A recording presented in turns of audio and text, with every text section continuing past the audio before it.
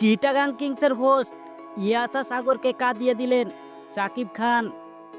প্রিয় দর্শক, ঢাকা ক্যাপিটালের কাছে রীতিমতো পাত্তাই পায়নি চিটাগাং কিংস।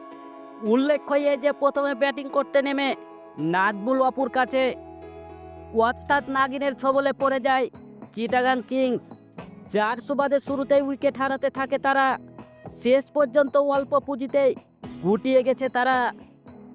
নির্ধারিত 20 ওভারে 6 উইকেট হারিয়ে 148 রানের লক্ষ্য দাঁড় করাতে পারে চিটাগাং কিংস। আর জবাবে ব্যাটিং করতে নেমে ঢাকা ক্যাপিটালের দুর্দান্ত ব্যাটিং করতে থাকে লিটন কুমার দাস এবং তানজিদ হাসান তামিম, এবং 28 বলে 50 তুলে নেন তানজিদ হাসান তামিম। শেষ পর্যন্ত ঢাকাকে জয়ের ধার প্রান্তে পৌঁছে দেন তিনি, এবং ঢাকার আরও একটি জয়।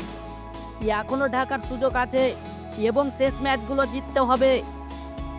তাদের আশা টিকে থাকতে পারে। প্রিয় দর্শক, আপনি কি চান ঢাকা ক্যাপিটাল কোয়ালিফাই করুক? আপনাদের মতামত অবশ্যই আমাদের কমেন্ট বক্সে জানাবেন।